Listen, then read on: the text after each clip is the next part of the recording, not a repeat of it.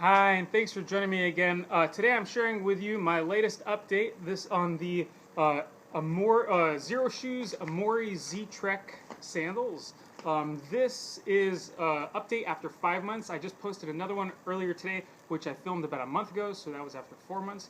And here is the latest. So the thing that I mentioned in that last video was I talked about how the main thing was that I talked about how this strap that comes across the toes that tends to loosen up constantly, and then it gets too tight around the ankle because it's all one lace. Okay, so I've been in correspondence with the owner of Xero Shoes, Steven, and he's been really awesome and really helpful. And I asked him if he could send me some materials, and he did.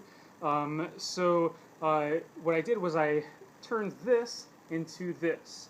So now this toe strap is an isolated piece of the lacing. That's one piece right here, and it's I got it so that it velcros on top of itself, like over itself, and that locks it right into place. And then the rest of the lacing is a separate piece that I used one of these little clips, and then sewed that over itself, that beginning of that strap. Now it won't. It doesn't. It stays adjusted at whatever tightness I want it to be around the ankle as well. So that has seemed to have solved the problem. I did it only on one sandal, and I've been testing it out for 3 weeks, and it's been really good.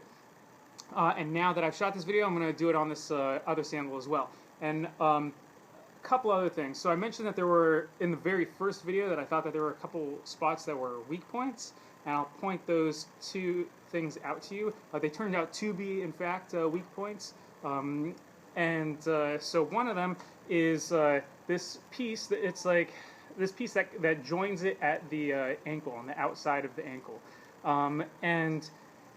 this material that's been used, it's like a synthetic suede kind of material, and that has been I thought it was a little bit flimsy, and it turned out to be. It just snapped right out of there, and so I reinforced it with a piece of that tubular webbing and just sewed that back on. And I did that on the other sandal. It was it was starting to fray. It was getting ready to break at that same point, and so I just reinforced it preventatively, before that would happen, with also with that blue tubular webbing. The other weak point is the point where the lace goes, like next to the big toe, where the lace goes through the rubber sole. I'll pull this out a little bit, and then you can see. So there, I thought it was going to start fraying there, and in fact it did. It's fraying quite severely, and it's only a matter of time till that strap breaks. But that's unavoidable. I think if they used just the tubular webbing instead of this synthetic suede, then you could avoid this piece ripping. But this one, I just don't really see how you can avoid that. It's just a wear and tear. And then the other thing that's just wear and tear is, here's kind of the state of the soles at 5 months. Looks a lot like it did at 4 months for me. There's a couple, worn thin parts, which is to be expected. The part that's the most worn thin is right at the ball of the foot. It's not paper thin, but it's close to it. I can feel every rock, every little hint of rock and granule of sand through the bottom of that. And yeah, that's pretty much it. They're great sandals. I still love them. I am gonna change. I am gonna do the modification on this sandal that I did on this one about the toe strap.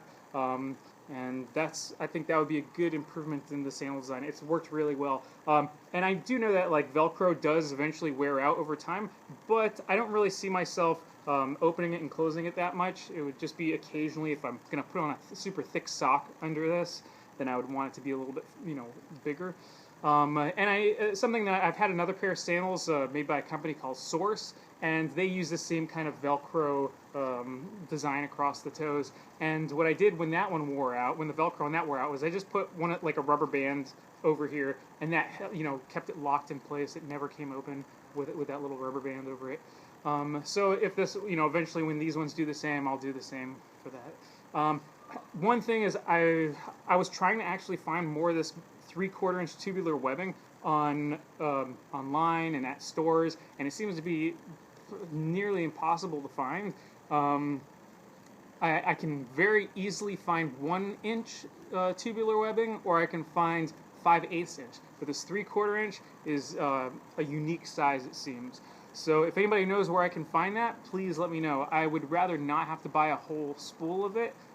So if anybody knows where I can find it in smaller quantities, that would be amazing. Because I do need to do some more modifications, and I want to be able to repair these things when they do break.